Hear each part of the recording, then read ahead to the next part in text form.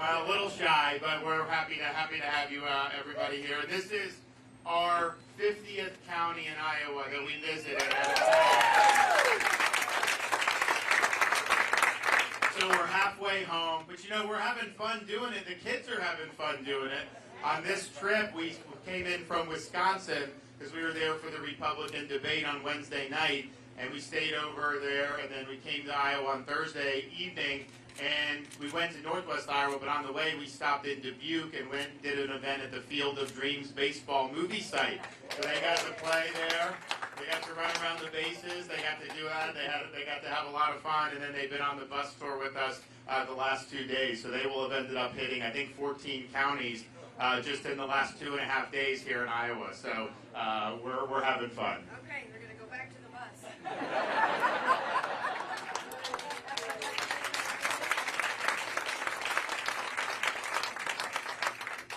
So our country is in a decline. And it's not a decline that is inevitable. It's a decline that's a choice. But it's a choice we as Americans are going to have to make over these next 18 months. And I think that I look at my kids and think to myself, we are in jeopardy of being the first generation of Americans to turn over to our kids and grandkids a country that is less free and less prosperous than the one we inherited. And that would not be something that would be acceptable for me. So I'm running for president because I know we need to send Joe Biden back to his basement where he belongs. And we need to reverse the decline of our country. And we can get it done. And we know a lot of the stuff that needs to be done to reverse the decline. We need to reverse and repeal Bidenomics so that people have a chance to get ahead again in this country. On the first day in office, I'm going to take all his executive orders, all his bureaucracy, all the red tape, and we're going to throw it right in the trash can where it belongs.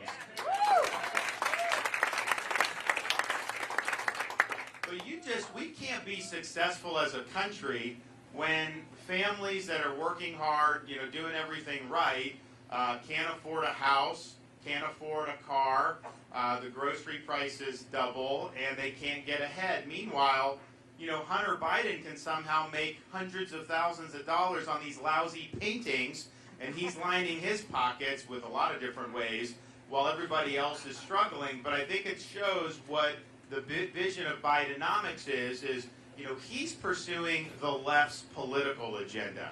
He doesn't care about your interest.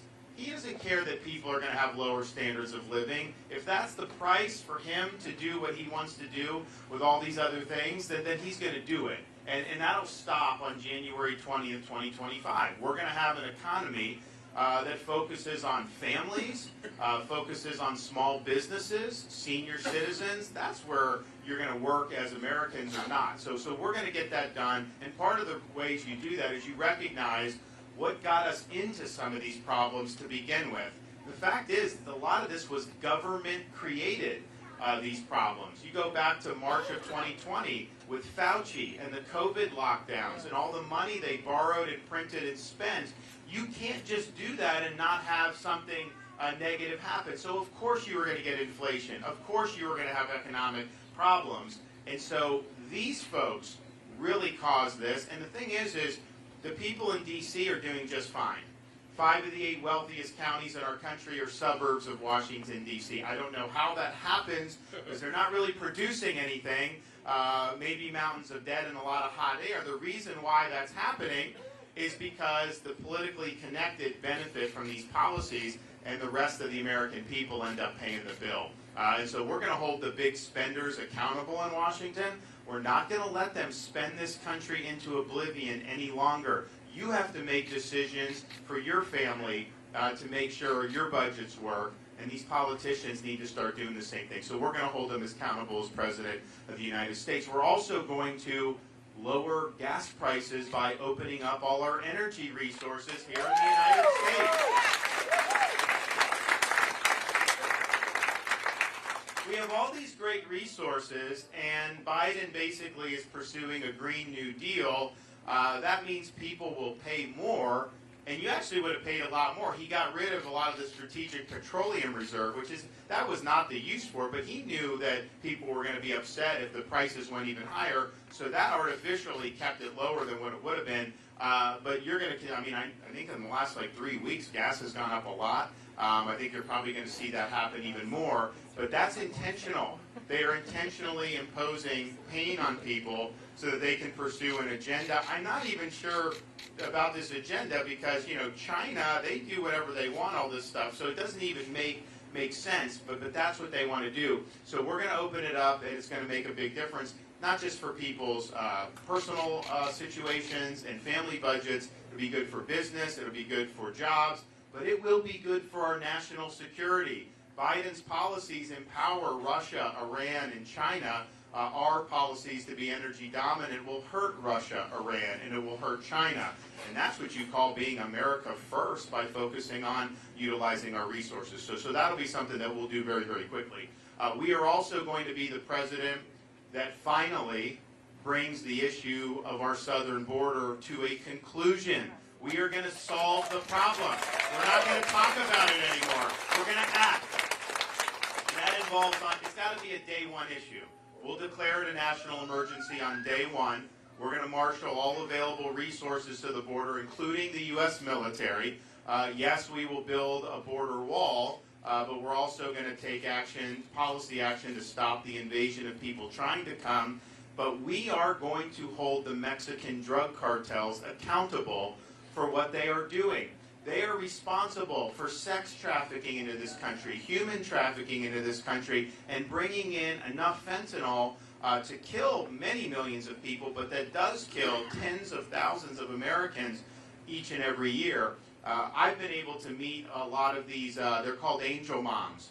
These are mothers that have lost kids to fentanyl overdose. And what you learn about that, and just as a father with three, my kids are young enough where that's not necessarily an issue. But what happens with the fentanyl is they will put it in all kinds of things. So someone could take something thinking it's like a painkiller, and if it's laced with fentanyl, they can die. And they do die. And if there's enough fentanyl in it, it's there. We actually had a tragedy in Florida. Somebody had an Airbnb rental, and the family had a young baby. And the baby was crawling on the carpet. And it turns out that the people that had the Airbnb prior to that family was doing drugs, and so there was fentanyl that ended up on the carpet. And the baby ingested the fentanyl, and the baby died. So, you see what's happening to our country. It's major, major loss of life, and yet Biden doesn't care. What is he doing to stop this? He's not doing anything. So I've said we are going to use deadly force against the Mexican drug cartels. I was down at the border. Most of the border is wide open, but there are parts that have barriers and parts of a border wall.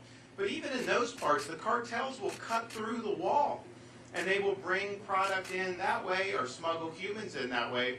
And so my pledge is if they are trying to break into our country with fentanyl that's going to poison our people, that will be the last thing that they do, because we're going to shoot them stone cold dead at the border. They're not going to be doing it very much longer once we're willing to put our foot down, I can tell you that. We're also going to bring accountability for the government's disastrous COVID-19 lockdown policies. And if you see now, there's little glimmers around this country right now of imposing mandates again. Mask mandates, all this other thing. Some people are saying, well, there may need to be restrictions, all this stuff. You kind of hear them laying the groundwork, and they know that they got to be careful how they do that. But you see, so here's the thing: Fauciism was wrong. Fauciism was destructive. It hurt people's freedoms. It hurt people's livelihoods. It ruined the education of children in many parts of this country. You're lucky in Iowa, you had a governor that wanted kids to be in school and that looked out for your rights. Same thing in Florida. We kept Florida free. But that was not true around the country. And what Kim did here and what we did in Florida, we got viciously attacked for because we were going against people like Fauci. And so they did a lot of damage to this country. They are laying the groundwork to potentially do it again. And I think we need accountability from Fauci on down, because we must ensure that this never happens in our country ever again. And with me as your president, it won't. There will be a reckoning, and people will be held accountable.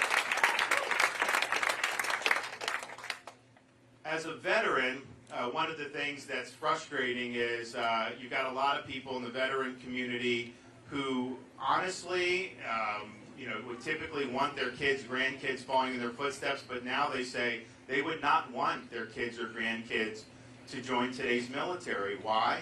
Because the military's lost focus. They're pursuing social experimentation, a political agenda. You have woke ideology now as part of the military, and the result has been you have the lowest recruiting that we've had since the Vietnam War ended and the draft ended. People want to join a military that's focused on the mission.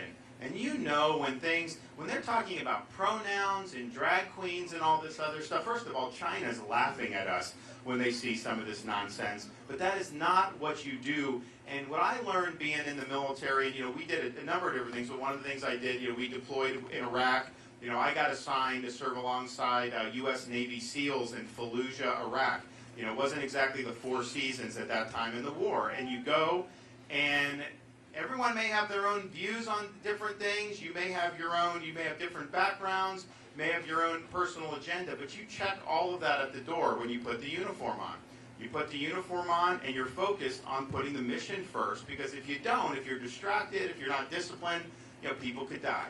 And so that's the type of focus that you have to have, and that's what people want to be a part of because they're serving something greater than themselves. So we need to restore that in the military. So on day one as Commander-in-Chief, I'm ripping all the woke out, all the social experimentation, and we are restoring the military to mission first.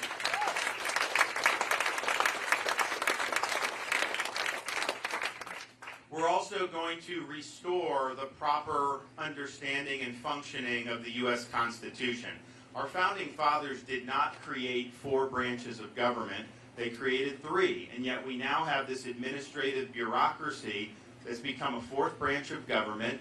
It is not held accountable. It imposes its will on the American people, I would say without our consent, and even regardless of the outcome of elections. And so we are going to reconstitutionalize this government. We're going to return it to its rightful owners, we the American people, and we're going to end the weaponization of justice with the FBI and the DOJ and these other agencies. With me on day one, you're going to have a new FBI director. We're going to clean out the Department of Justice.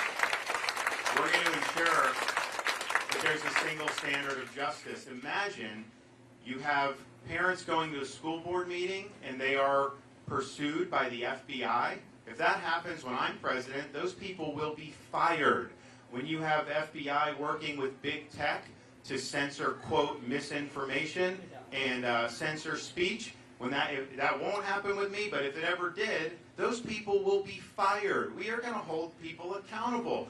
When you have abuse of power, almost always it's because there's not accountability in place. And so if there's no accountability, human nature being what is, people are going to abuse their power. We know the founding fathers understood that. That was why they created the Constitution the way they did. So there's going to be a new sheriff in town, and on day one, we are going to get the work of revitalizing our Constitution. For far too long, this bureaucracy has imposed its will on us. It's about time we, the people, impose our will on it.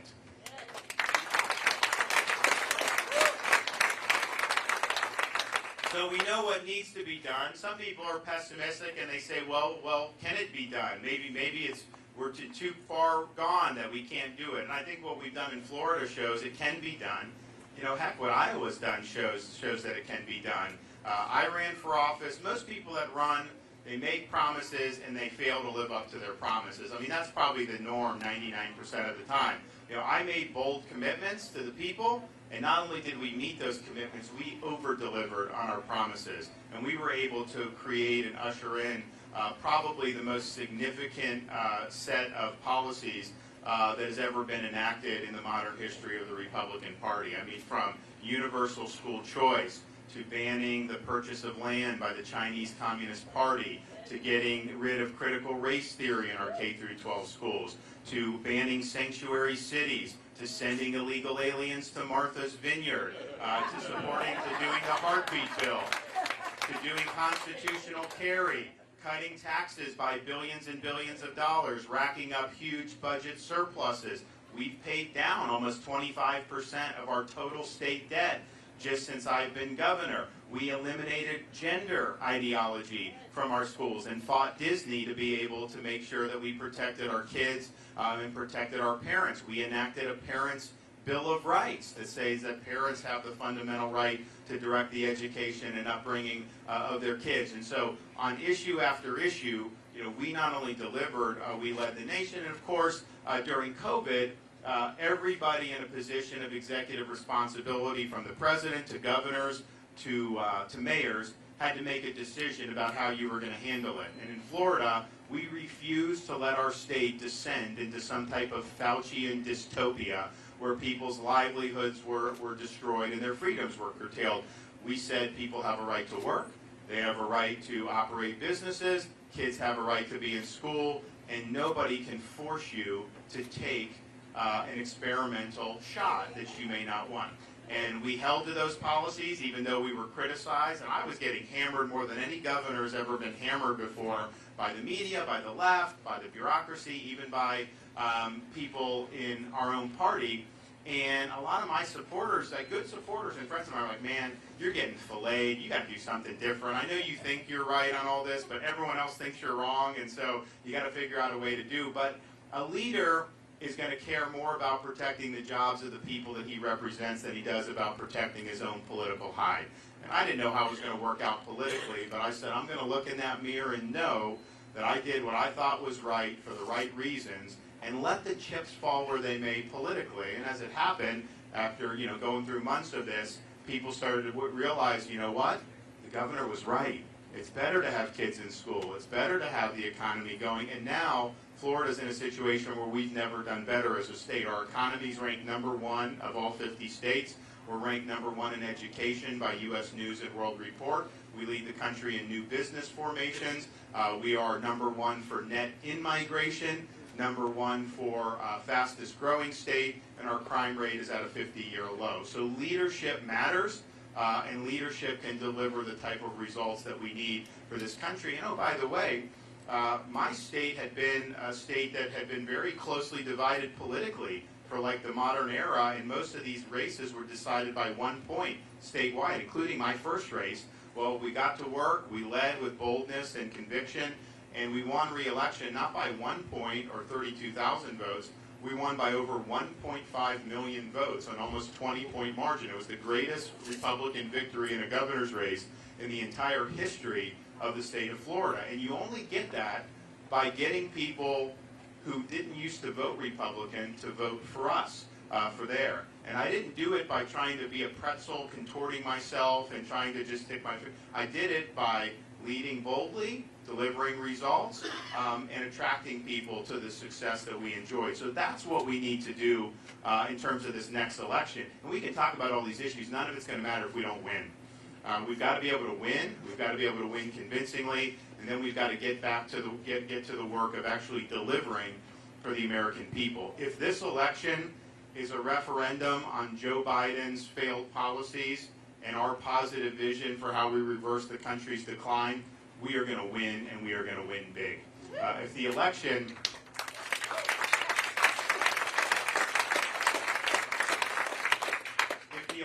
ends up a referendum on all these controversies from the past and all these issues that, while they are important in their own way, are not really impacting the average American, what they're going through, if we allow it to be that, then Biden's going to just hide out in the basement. He's not going to face any scrutiny, and I think he's going to get away with it again, and the Democrats are going to win. And when they win, they're going to pack the U.S. Supreme Court. They're going to abolish the Electoral College. They're going to make Washington, D.C. a state, and they are going to eliminate voter ID laws in every jurisdiction in this country. And we are going to end up in a hole that will be very difficult to ever climb out of. So we can't let that happen. So we have a responsibility to get the job done. The time for excuses for Republicans is over. Outside of Iowa and Florida and a handful of places, we've been losing elections a lot over these last 3 election cycles. And then there's always excuses as to why, but the excuses don't matter. You've got to get the job done. So this is the time to get the job done. I, as your nominee, will get the job done, and as your president, I will not let you down. So thank you very much. I appreciate it. All right, anybody have any questions? Yes. So I am a former Democrat, and I have a comment and a question. And my comment is that in Iowa, a lot of us believe that Jesus Christ is the solution to all of our political and social problems. And his faith was off. I think the whole process was good. And Tank was great, though. And the Trump-Tucker thing was good, too. It was a good time for the GOP and free marketplace of ideas. So my question is about contingency planning.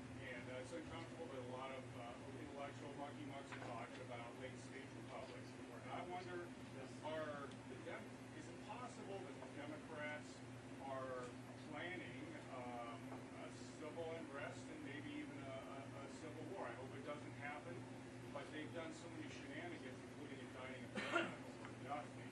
And the hoaxes are unbelievable with Fauci and Wuhan and on and on and on. So it's uncomfortable, but do you think the Democrats, the next thing they're doing is going to surprise us? Well, they can plan whatever they want, but the one thing that I've shown is I beat the Democrats, okay? In Florida, the Democratic Party is lying in ruins right now because of what we've done by winning big elections, winning all these policy fights, and we've made it to where they are not a viable entity in the state of Florida anymore. And just 6 years ago, people were predicting that Florida was going to go blue and that it would end up being a blue state. And so I think that we have it within our power to make sure that we beat the Democrats and that we're delivering what we need to do. Now, look, I remember the summer of 2020 with these BLM riots.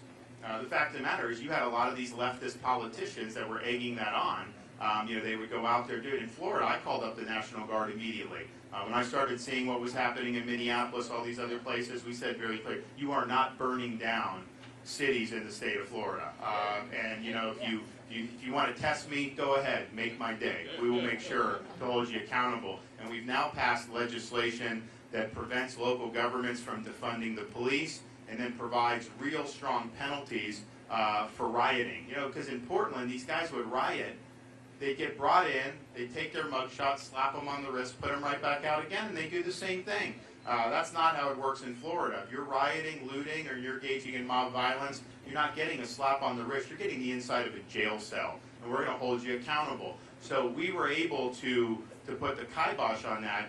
But how do these left-wing groups, Antifa and all this, where do they must get funding from something? There'd be like these trucks there with bricks and all this stuff.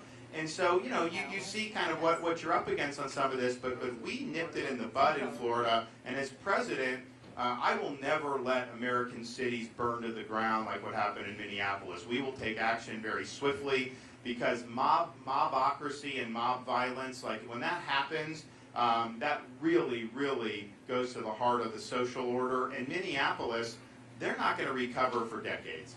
They will not recover for decades as a result of what happens, and we can't let that happen. Yes, ma'am. Yeah, I have two. Yep, coming.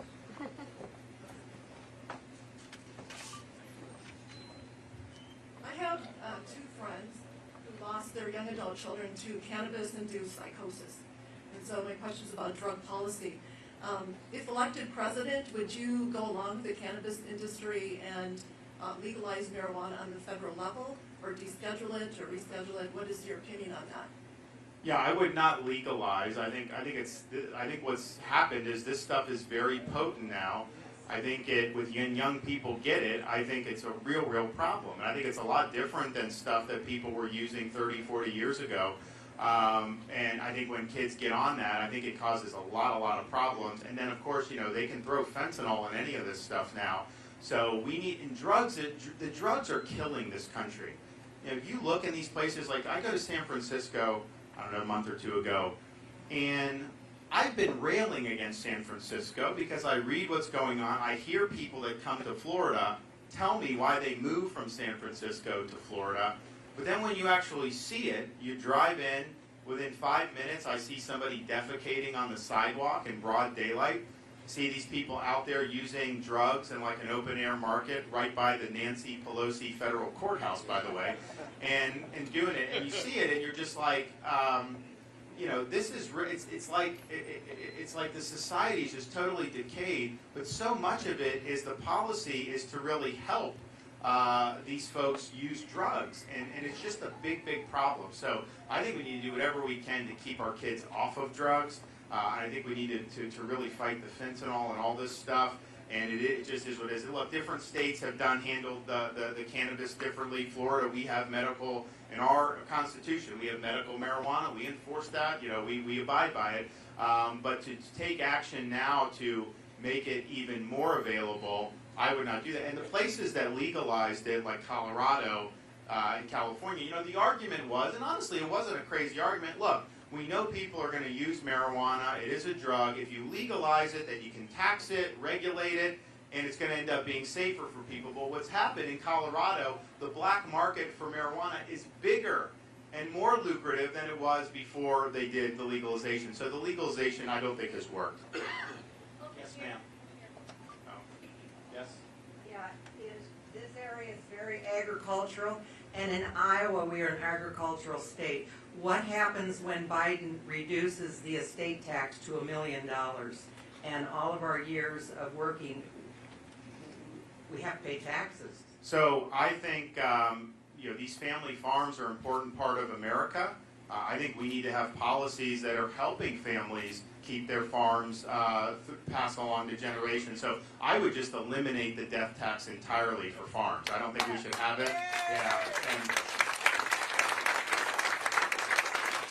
Because, you know, and I don't really like death tax, period, but there's a major difference between somebody like running a hedge fund when they pass that along versus like a farmer where, yeah, your land may be valuable, but it's not like you have that in your bank account. So what, you're going to sell the land just to pay the tax? That's wrong, and that's un-American. So we would eliminate it entirely, and I think that would help family farms quite a bit. Yes? Yes, ma'am. What you can do for disabilities so they can have the right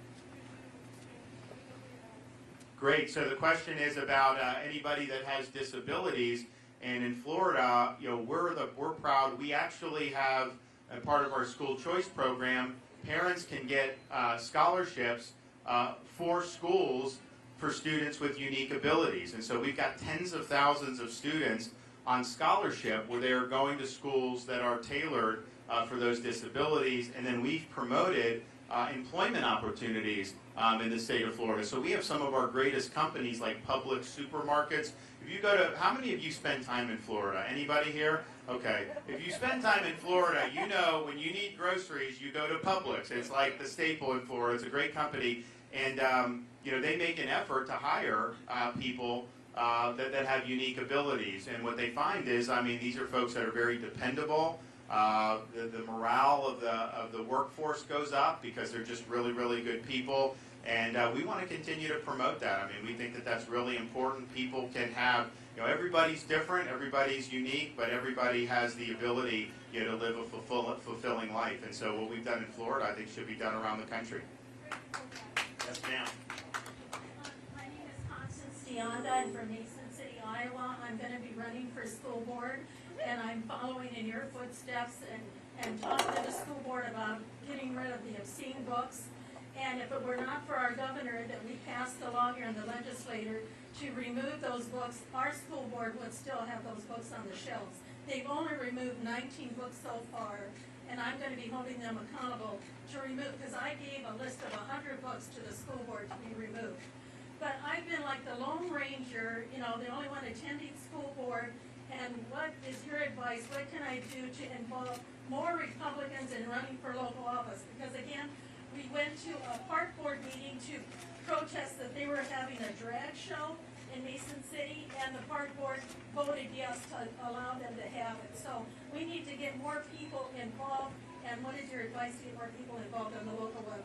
I think it just show people what's going on. So, for example, some of the stuff that's in the schools. Look, I mean, I got a 6, 5, and 3. I mean, the idea that my kids should be exposed to anything of a sexual nature, no, I'm sorry, that is not going to happen. That's wrong.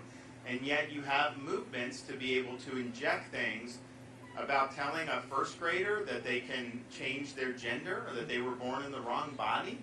Is there any parent that really wants that going on in school? It's totally inappropriate. Some of the sexually explicit material that's gotten into school. There's a book called Gender Queer that has been in the middle schools, and you look and there's like it's explicit pornographic stuff in there.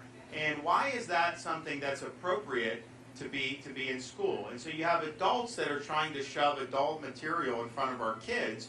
No, that's not the appropriate thing. And in Florida, parents object. They will remove an inappropriate book from the library or whatever. And the media on the left will say, oh, they're banning books, quote unquote. There's not a single book in Florida that's been banned. You can get whatever you want. Just do it. But that doesn't mean that everything is appropriate for a 5th grader or a 4th grader. And so a lot of this stuff with the left's doing, it's a hoax. It's a book ban hoax that they are trying to do. So I think what happens is some parents get gun shy because they don't want to be attacked by the left or attacked by the media just for speaking out. But when you show what it is you're objecting to, I've not had anybody actually offer a justification for why this stuff should be in these young grades. But you got to pin them down on that, and you can't let them do, because in Florida, what'll happen is you'll have like the school union activists and some of these people, they will like grab a book that, we can't do this book about Jackie Robinson because, the legislature and the governor said this is somehow wrong, when we never did that. But what they're trying to do is pretend like empowering parents is leading to not having legitimate things in the schools, and that's just not true. But this other stuff that's been put in there is wrong, and parents should have the right to be able to object to it. I did a press conference when they started complaining about book banning, and it was called Exposing the Book Ban Hoax. And before I started talking, or the parents started talking, I just played a 3-minute video that just showed the images that the parents were objecting to. The local news that was covering it had to cut their feed. They said it was too graphic to air on TV. Well, if it's too graphic for the 6 o'clock news, how is it okay for a sixth grader in school? I mean, give me a break with some of this stuff. I have one more question. So the question is, what about China buying farmland? Well, I can tell you, not in the state of Florida. We ban China buying any land in the state of Florida. Farmland, land near military base. We don't think that the CCP having that land is in our national interest, and we think it obviously could be used against us. And I think that's what should be happening all across the country, especially with farmland. Our food supply and security is part of our national security. The last thing you want to do is turn that over to the Chinese Communist Party. They would like nothing better than to get involved in a lot of the stuff that we have here. Yes, sir. The CO2 eminent domain debate is tearing our state apart. Where do you stand on any of that? So, I mean, in terms of all the details, I'm not sure, but like my view would be like if you have projects, private owners, negotiate with them. I mean, I would negotiate rather than use the heavy hand of government. I think that's the appropriate way to approach it. Now, there is a narrow role for eminent domain for things that are, of really significant public use. I mean, it has been used for highways. I would use it for the border wall down south if need be. But that would be kind of the last resort. I think government should be negotiating with people. Yes? Okay, the one issue that I'm having is I heard a rumor that you want to increase the retirement age. My dad died when he was only 62 years old and didn't get a chance to use any of the Social Security. He started working when he was 14 and didn't get a chance to enjoy any of the Social Security. My mom died at 65. And if we increase the retirement age, I don't want to end up dying before I get a chance to reach it. You know what I mean? No, I get it. So basically, I mean, it's what I've said is it should reflect life expectancy, and what we've had in this country is a pretty significant decline in life expectancy. And so given those circumstances, to raise it would be cutting against where the demographics are going. So that's not going to happen. Yes, sir. I was a little disappointed in the debate to see that you're in favor of sending more of my money over to the corrupt nation of Ukraine. Well, I think actually, if you look at what we said was, the Europeans should be responsible for the European continent. I mean, we're sitting there, have done hundreds of billions of dollars, and I said the first obligation is to protect the American people and to protect our border. So I said, I'm not going to send military to Ukraine. I'm going to send them to our own border to secure our own country. So we're going to put our people first. We'll work with Europe to be able to help them step up, but they have got to take control over what is going on in their continent. It should not be us just writing checks. Yes, ma'am. You mentioned Nancy Pelosi, so it made me think, I think it was Haley that mentioned the other night during the debate, maybe, or maybe it was after, about limiting terms for some of these folks. What are your thoughts on that? I'm a big believer in term limits for members of Congress. I think it's the right thing to do. I think it would be very good. And we're going to do it in terms of, so we've already certified in Florida, a number of states have certified a term limits amendment. It does not have to be done through Congress. It can be done through the states. As president, I'm going to work with all the state legislators I can to try to get that amendment certified, because I think it would make a really, really positive difference. I mean, these guys get in, and their number one goal is to stay in. And that should not be it. You get in, and your goal should be to do something with the opportunity that you have, and understanding you're not going to be there the rest of your life. So how we got to the point where so many people stay for so long into their 80s, I don't know. I mean, I don't think that that's healthy. So I think having term limits would be a huge, huge plus. We have them in our legislature in Florida, and I think it's been very, very positive. But right now, I think the incentives are, and I don't think we'd be in this much debt if we had term limits. I also think we need a balanced budget amendment to the U.S. Constitution so that they're having to balance the books and make tough choices. And it's always easier to just charge it on the credit card, and I think that's what people want to do up there now under current circumstances. And it needs to stop. So we'll be happy to lean in on term limits and a balanced budget amendment. All right, thanks everybody. God bless.